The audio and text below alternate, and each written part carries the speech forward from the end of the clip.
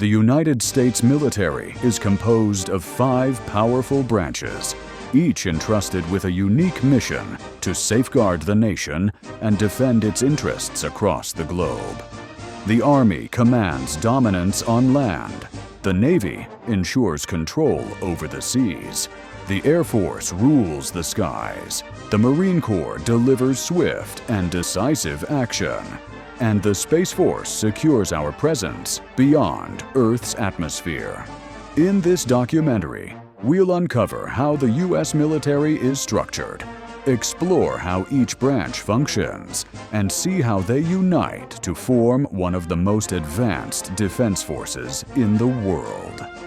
The U.S. Army. The Army follows a clear hierarchical system.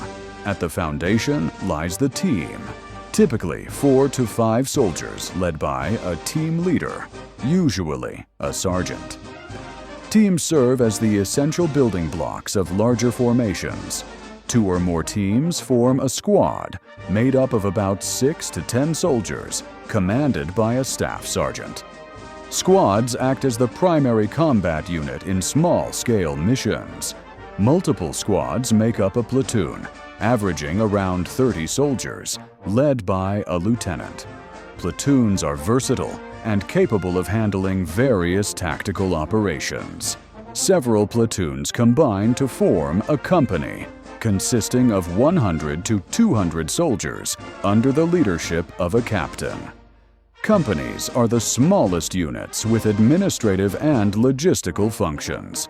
4 to 6 companies create a battalion, typically 300 to 1,000 troops, commanded by a lieutenant colonel. Battalions are self-sufficient and often serve as the primary fighting force in battle. 2 to 3 battalions form a brigade, ranging from 3,000 to 5,000 soldiers, and led by a colonel. Brigades represent the Army's key operational element for sustained missions. A division, commanded by a major general, includes 3 to 4 brigades with 10,000 to 15,000 soldiers. Divisions handle large-scale combat operations and form the core of the Army's combat strength. 2 to 5 divisions combine into a corps, led by a lieutenant general and consisting of 30,000 to 45,000 soldiers. Corps coordinate broad and complex missions involving multiple divisions. At the highest levels, 2 to 5 corps create a field army, commanded by a general, often exceeding 90,000 soldiers.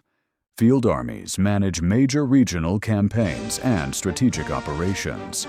Beyond that lies the Army Group, the largest operational formation, comprising multiple field armies. Commanded by a general or field marshal, it oversees multinational and global military campaigns.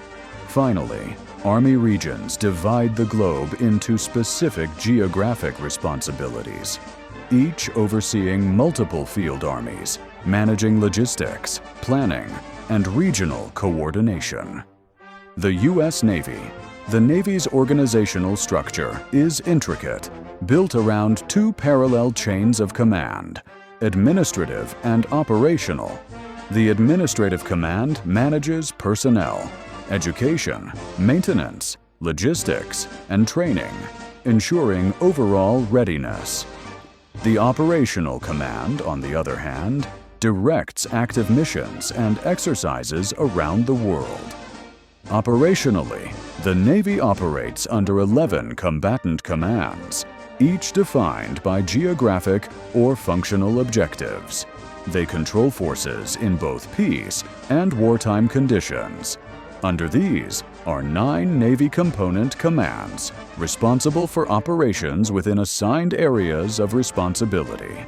Each component commander has authority over 1 or more numbered fleets.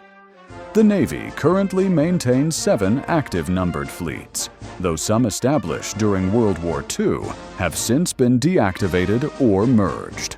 To execute missions efficiently, fleets are divided into smaller task organizations, task forces, task groups, task units, and task elements. enabling precision at every operational level. The U.S. Marine Corps, the Marine Corps, operating under the Department of the Navy, mirrors the Army's structure, but follows the Rule of Three, where each unit is made up of 3 smaller elements. Its primary formations include Marine Expeditionary Forces and Aircraft Wings, designed for rapid deployment and multi-domain warfare, the U.S. Air Force. The Air Force structure blends elements from both the Army and Marine Corps. At its foundation are sections composed of 2 or more airmen, often referred to as elements during basic training. 3 or more sections form a flight, which can be designated as numbered, alphabetic, or functional. Multiple flights make up a squadron, commanded by a major or lieutenant colonel. Squadrons serve as the lowest command unit with its own headquarters and operational focus. Several squadrons form a group, led by a colonel, and groups together make up a wing, which may be commanded by a colonel or brigadier general. Wings, groups, and squadrons can all be assigned to a numbered air force, generally linked to a specific geographic region. At the top level are the major commands, MAJCOMs, structured either by mission, like Global Strike Command or Air Mobility Command, or by region, such as Pacific Air Forces. These report directly to Air Force Headquarters. The U.S. Space Force. The Space Force stands as a distinct branch under the Department of the Air Force, tasked with securing America's interests in, from, and through space. Its foundational unit is the section, made up of 2 or more guardians, equivalent to airmen. Several sections form a flight, and multiple flights make a squadron, the lowest command tier responsible for specific technical and operational missions. 2 or more squadrons create a delta, of which there are 3 main types. Mission deltas, handling specific operational missions such as orbital warfare, e.g. Delta 9. Space-based deltas, overseeing installation management on Space Force bases. Space launch deltas, responsible for both base operations and launch missions. Above them are the field commands, organized by mission type, such as Space Training and Readiness Command, which report directly to headquarters at the Pentagon. Finally, Service Component Field Commands connect the Space Force with other military branches and combatant commands, integrating space operations into the broader U.S. defense structure. Together, these 5 branches form an integrated system, a united military machine capable of defending the nation on land, sea, air, and far beyond our planet. Each branch, distinct in its mission yet unified in purpose, ensures that the United States remains one of the most formidable defense powers in the world.